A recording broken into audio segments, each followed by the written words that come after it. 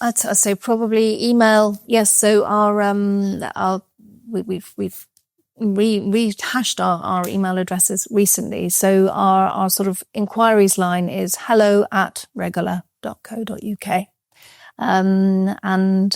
Yes, and we all have our individual names as well. So want to put a little shout out to our colleague, Shaun Walton, who's been with us now for about 2.5, 3 years, and does a great job on our blogs. I would encourage anybody to go to our website, regoladigitalconsulting.co.uk, to have a look at those blogs, because a lot of them are very much personal. There's one that he does every summer about children staying safe online through the summer holidays and what parents can look out for, what measures they can put in place.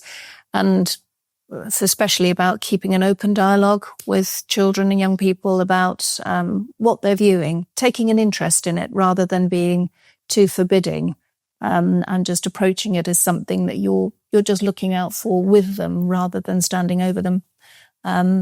But there are lots of other ones about, IT training, what's good IT training, what's bad IT training, shadow IT, all sorts of things, deepfakes, which we hear a lot about on the news now.